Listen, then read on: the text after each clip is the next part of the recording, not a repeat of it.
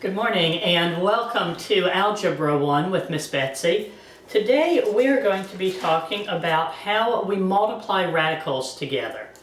Before we get started with that, though, let me tell you that I'm using as my text the second edition of Algebra 1 for Christian Schools. It's published by Bob Jones University Press. Doesn't matter what edition you're using, it doesn't even matter what book you're using, as long as you're making sure that the topic that I'm covering in my discussion is the same topic that you're interested in. And you can all say, well, that's a really great big duh. But the book that I'm using to drive this particular lecture looks like this. So before we get started, I want to show you this math joke that my physics teacher friend sent me over the weekend.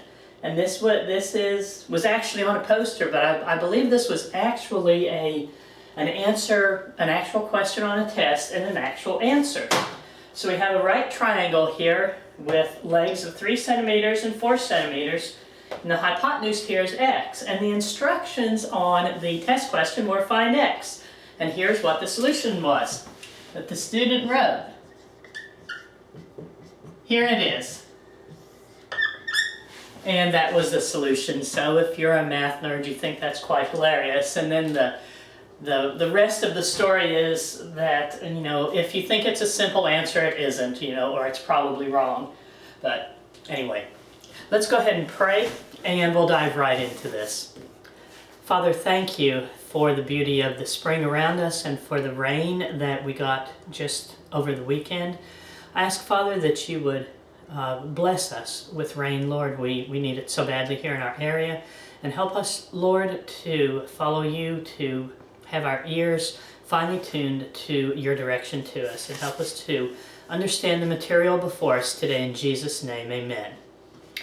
Okay, we are going to be multiplying radicals together, and this is a review of some things that you've done before at a very basic level, but we're also going to move on a bit and learn a new way of simplifying things. Now, I've been having this cough, so I'm going to be drinking some coffee. Now, you heard me just pray for the springtime, and you see the mug that I'm using. And it's a Christmas mug. We use Christmas year-round. There's a product property for radicals, and it looks like this. If you have the nth root of x times the nth root of y, that's the same as the nth root of x times y. What this says is the root of a product is the same as the product of the roots, and this is what we're going to use when we are dealing with multiplying radicals. Product property itself actually starts off here. The root of a product is equal to the product of the roots. So we're using this product property backwards when we are simplifying radicals, or when we're multiplying radicals and then simplifying them. So let's look at this and see what we have. We are on page 403, but our first example we're going to do says multiply the square root of 2 times the square root of 3. So we have the square root of 2 times the square root of 3. And you look at it, you think, oh, what in the world am I going to do with that? That means absolutely nothing to me. But then we remember our product property that says when we have two different roots that we're multiplying together, we can take the root of that actual product. And if you're just waking up like me, maybe you want to get your own coffee because it sounds like I'm speaking Greek, but I'm not. This is this vocabulary that we've been talking about. What you notice here, our index has to be the same. So when we're multiplying radicals together, it has to be square roots. They all have to be square roots or cube roots or fourth roots. The roots have to be the same. When you're multiplying them together, you can multiply underneath the same radical. You can multiply the radicands underneath the same radical. So square root of 2 times the square root of 3 is equal to the square root of the product of 2 and 3, or it is then equal to the square root of 6. Now, you all have learned perfect squares. 4 is a perfect square, 9 is a perfect square. The square root of 4 is 2, and the square root of 9 is 3. There's no perfect square, there's no integer that comes in between 2 and 3. So the square root of 6 cannot be simplified any further. So the square root of 2 times the square root of 3 is equal to the square root of 6. There's nothing further that you can do to reduce that answer. That's simplified as far as it can be simplified. So you think, oh cool, this is pretty easy. Well, let's go ahead and look at example 2, and we'll see that it's still not going to be difficult at all. I didn't mean to erase my pattern over here, but I would hope that by now you totally understand our product property for dealing with roots. Okay, we have example 2, multiply 3 times the square root of 2 times 4 times the square root of 5. 3 times the square root of 2 times 4 times the square root of 5. Let's back up just for a moment and think that perhaps this looks a little bit like an algebraic expression where you have had a coefficient and a variable, 2x times 3y. You can see some similarities here, can't you? You have a coefficient of 2 and 3, maybe something that looks like a coefficient of 3 and 4. Our variable here, the x, would be the square root of 2, and the y would be the square root of 5. And you learned a long time ago about the commutative property of multiplication. What does that tell you? The commutative property of multiplication tells you that the order in which you multiply factors together doesn't matter. And we learned that we multiplied the coefficients together. 2 times 3 is 6, x times y. So that 2x times 3y is equal to 6xy. Well, that's exactly what you do when you multiply radical expressions together. You could actually go around and reorder it 3 times 4 times the square root of 2 times the square root of 5, but there's no real reason to do that, even though they show you that in your book. 3 times 4 is 12. Actually, let me take the second to do it. 3 times 4 times the square root of 2 times the square root of 5. We're using our commutative property. We're reordering the factors. It's not going to change the value.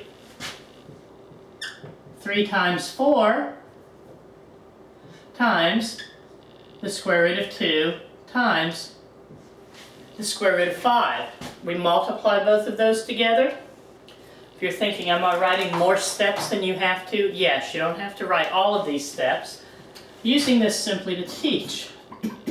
We now have 12 times the square root of 2 times 5.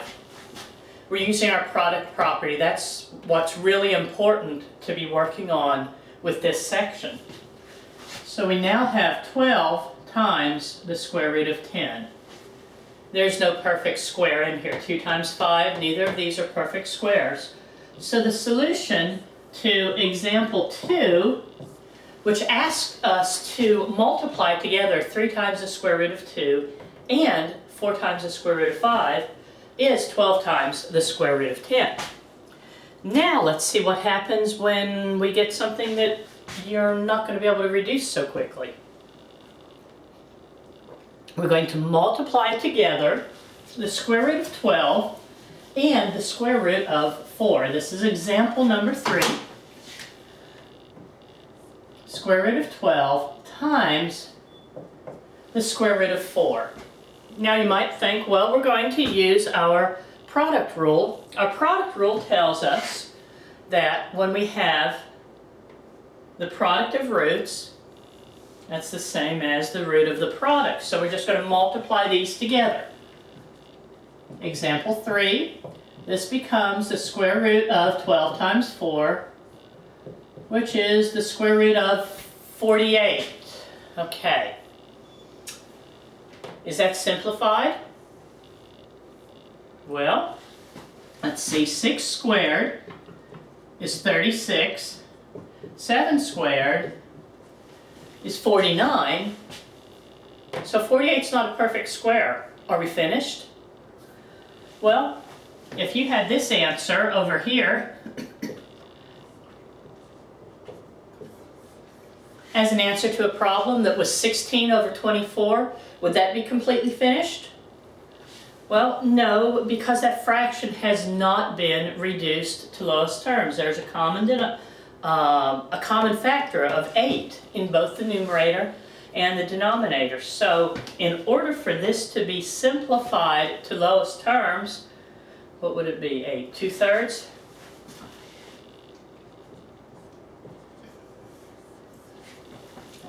To simplify a fraction, you cannot have common factors in the numerator and denominator.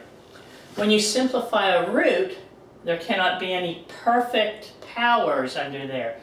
Are there any square roots that are in here? Well, now we have to factor this, don't we? Let me erase this again. 48 is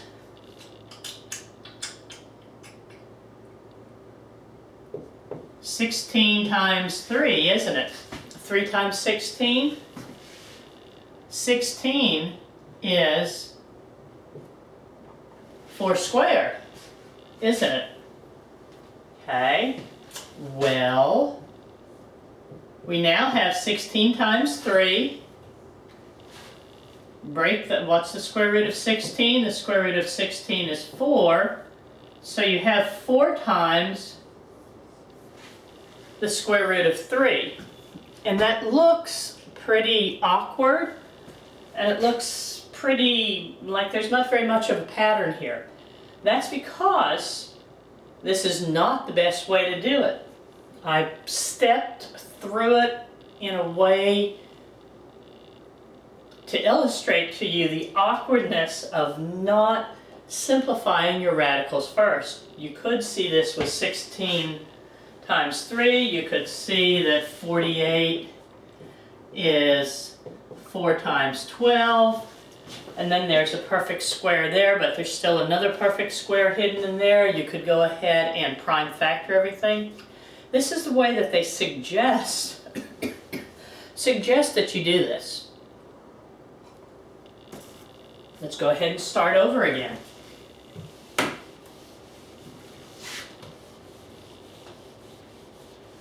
We're going to work within each individual factor first, and we're going to simplify the factors before we multiply them together, much the way that when you multiply large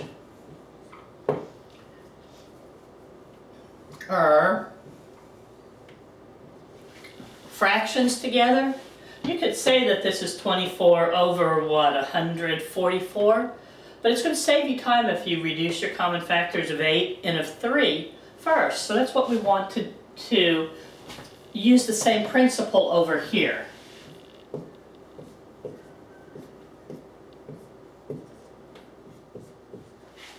See how quickly this fraction here simplifies? As opposed to having 24, what did I say, 24 over 144, and then having to simplify that. You know, it's just easier to cancel common factors first. You're going to find out that it's going to be typically easier to simplify your radicals before you multiply them together. So how are we going to do this? We're going to want to prime factor. Ideally, prime factor each number and write it as a product of primes. 12 is 3 times 4, or 3 times 2 squared. 2 squared times 3. This is the prime factorization of 12. 2 squared times 3. And 4, of course, written as a product of primes, is 2 squared as well.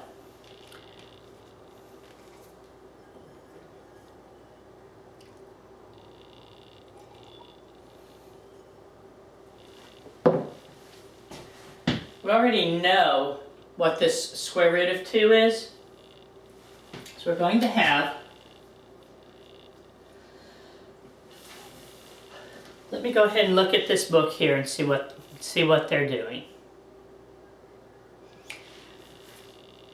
Those of you who are in my co-op class, I want you to go ahead and look at page 404. On your second step, this can be a bit confusing to look at.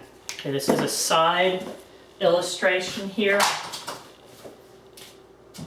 where I think they've done a pretty poor job illustrating something. They have the square root of 2 squared times 3 times 2. I want you to see exactly what they've done. Is they've eliminated this step here because they figured that you know the square root of 4 is equal to 2. But the way that they have this printed in your book, you're not quite sure where that 2 is. What they're actually meaning with their step, let me put in an extra little bracket here. They wrote this first square root of 12 as product of primes. They didn't take the step of showing this as a product of primes, just went ahead and said that the square root of 4 is equal to the square root of 2.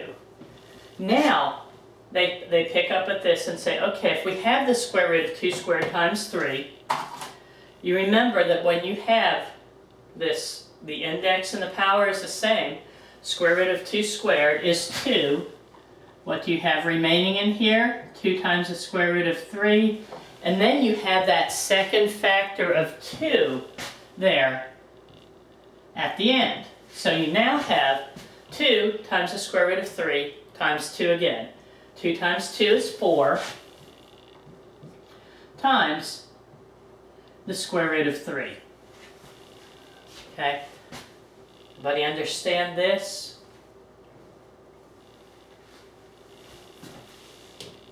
Let me write this one more way.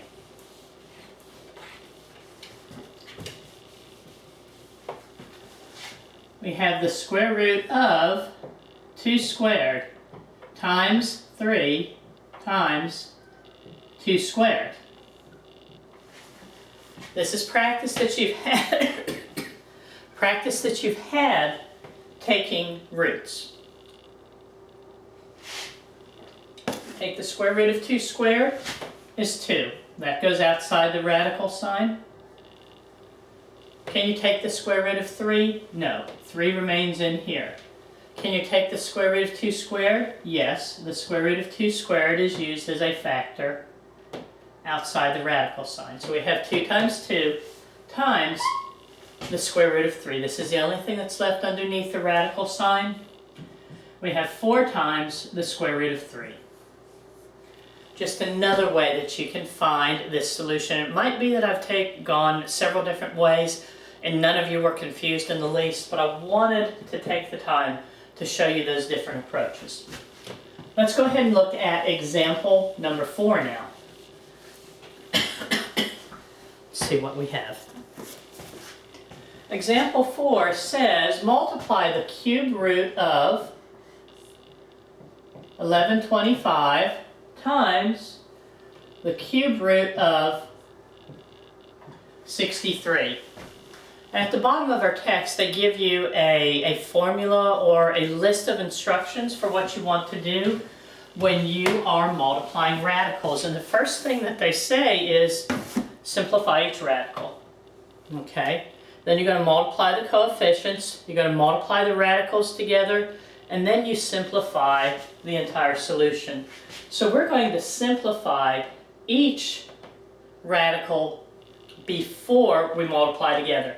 Here's an excellent example of why you don't want to multiply 1125 times 63, because you'd get so frustrated trying to find the cube root of that product. So what are we going to do? We're going to prime factor 1125 first. 1125, when you factor that, it has, I'm going to cheat here. You know that it has a factor of 5 in it. You know it's got a factor of 25. Let's just go ahead and see how many times 1125 is 5. 2 times 5 is 10. 12. 2 times 5 is 10. 25. So we have 5 times 225. 225 divided by 5 is 4 times 5 is 20. So we have 5 times 45. I really don't need to continue prime factoring this, but I'm going to just to get your minds working again. We have 5 times 9, 3 and 3. Do whatever you need to do. Use your factor tree, use your use your upside down multiplication to realize that the prime factorization of 1125 is 3 squared times 5 cubed. What we're looking for in this example is perfect cubes because we're taking cube roots. So we have the cube root of 5 cubed times 3 squared. Now, can we prime factor 63? Sure. It has a common factor of 3 in it. 63 is going to factor into 3 times 21.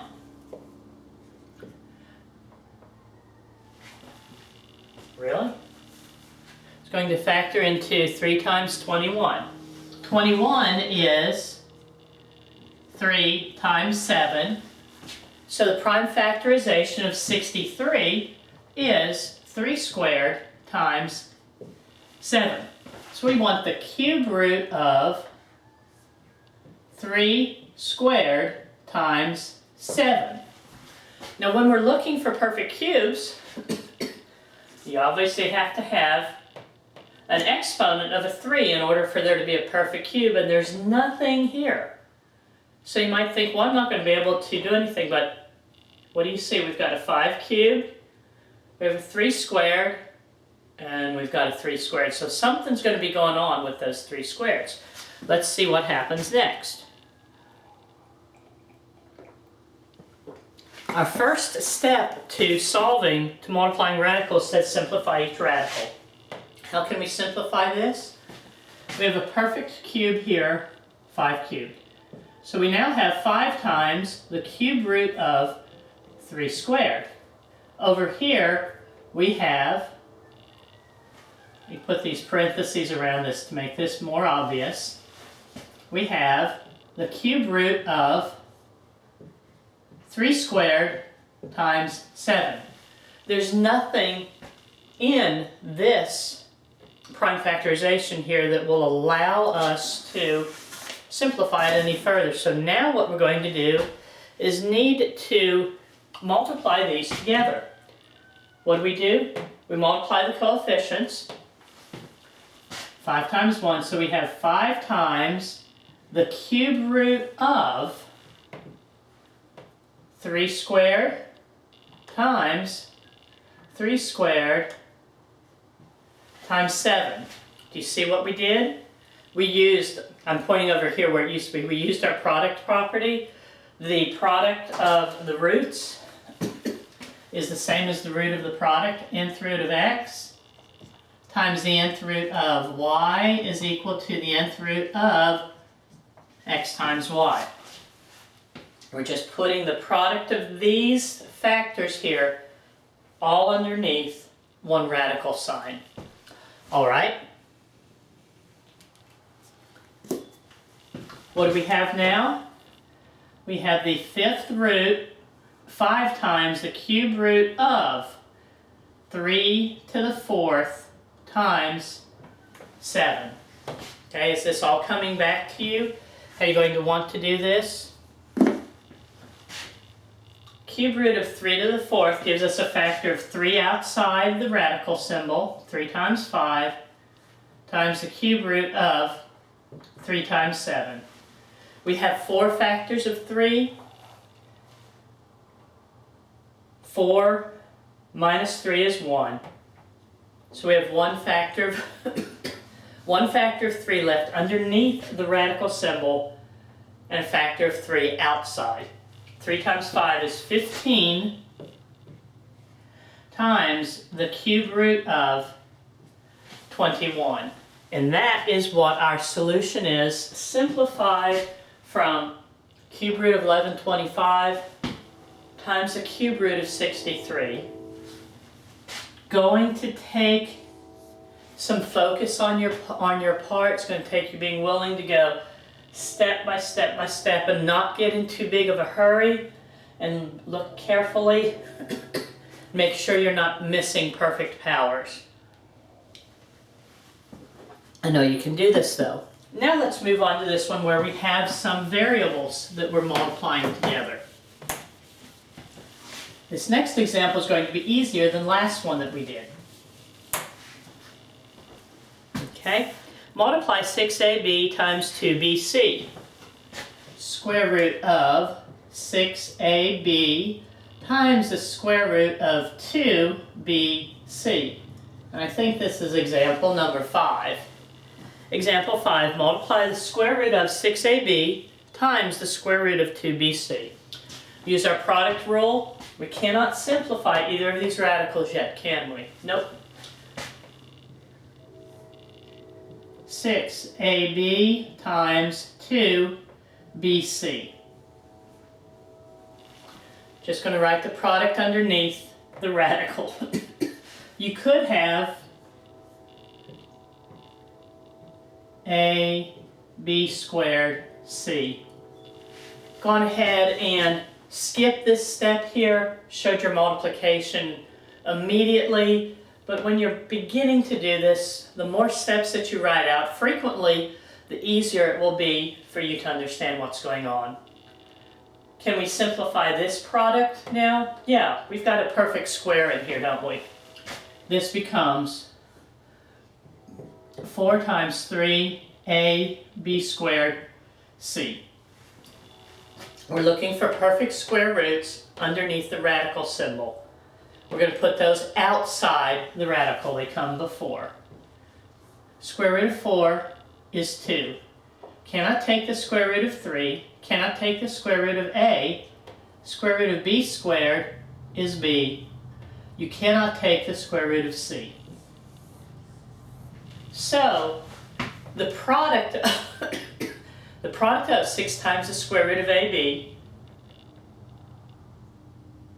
and 2 and the square root of 2 times bc, and I'm not, let me respeak that. The square root of 6ab times the square root of 2bc is equal to 2 times b times the square root of 3ac. This is not hard, but you've got to focus. You can't be listening to your music, can't be trying to watch YouTube videos or something unless it's maybe a Khan Academy or a math video that's helping you step through this. Be totally focused, and I don't think you'll have a huge amount of difficulty with this. Let me do just one more here that is dealing with roots of variables. We want to simplify the cube root of 4x squared y to the 5th z times the cube root of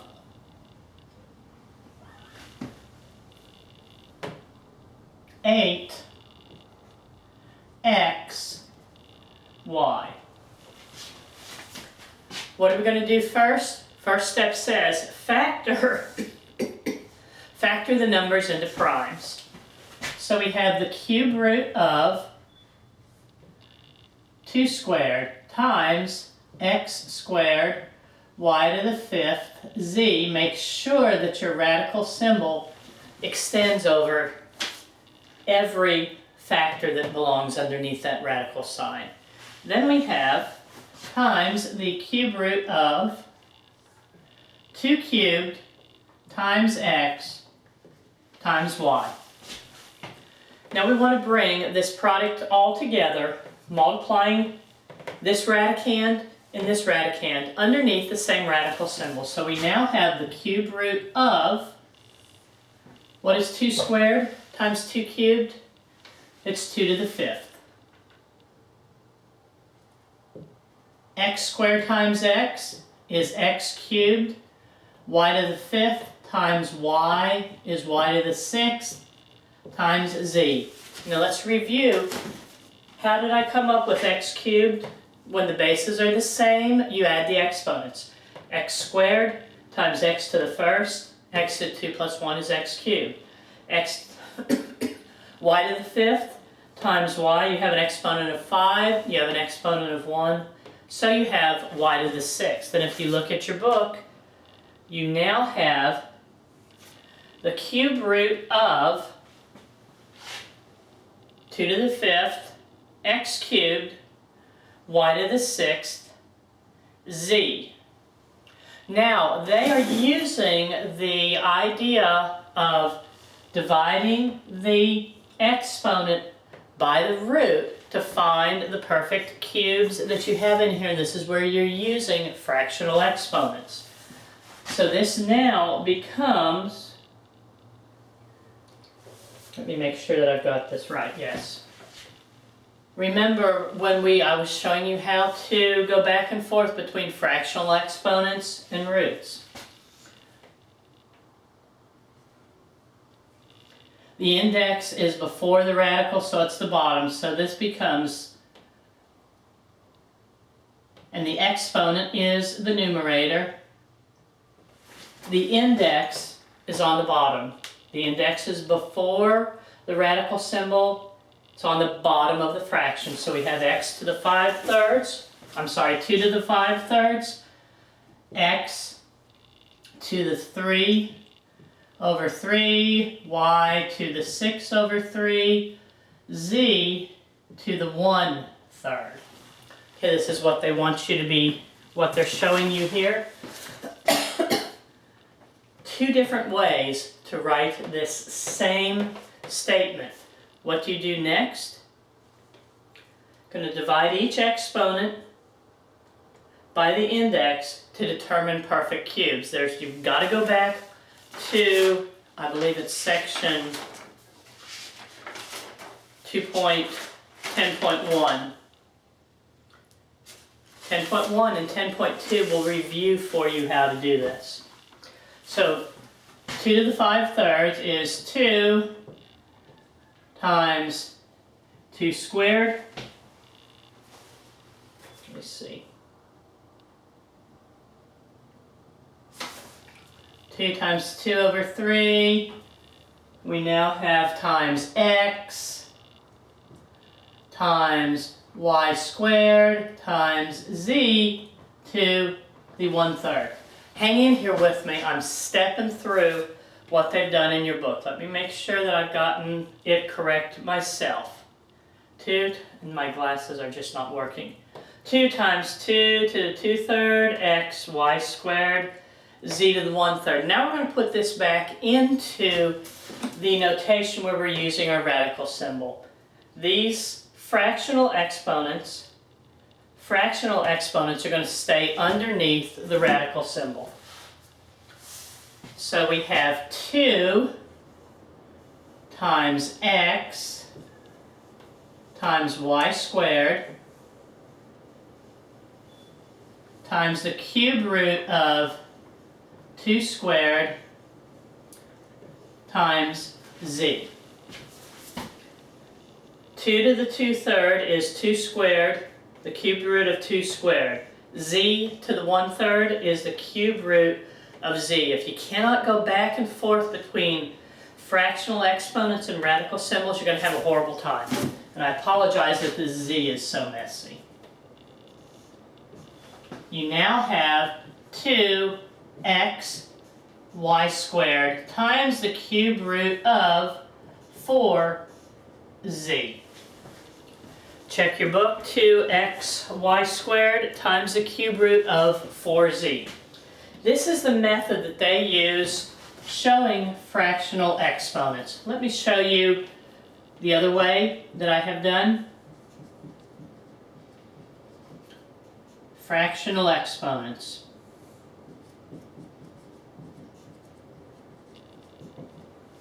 I promise you, the more that you work with these, the less difficult they'll become. Start over here. We have the cube root of 2 to the 5th, x cubed, y to the 6th, z. What we're looking for is exponents underneath the radical sign that are greater than the exponent of the index. And we can look at this by saying 5 minus 3. We're looking for multiples of 3. Perfect cubes would be 2 cubed, 2 to the 6th, 2 to the 9th. How many multiples of 3 are there in 5? Well, there's one. 5 minus 3 is 2. So that means that you have one perfect cube. You have a 2 cubed times 2 squared. So you have a factor of 2 outside the radical sign. You have 2 factors of 2 left over here. You have x cubed. You need to have 3 factors of x to have a perfect cube, and you do. So the cube root of x cubed is x. You have no factors of x left over. Here we have y to the 6th, cube root of y cubed, cube root of y cubed. You have 2 factors of y. 6 divided by 3 is 2. So you have y squared outside, no factors of y left over. You have a z remaining underneath the radical symbol. 2 times x times y squared times the cube root of 4z. Have the same exact answer that we have over here. Maybe it makes more sense this way. Maybe it makes more sense using fractional exponents, and maybe it's still confusing. Just work on it, ask me questions, and I'll do my best to help you. And I'll see you in class on Friday.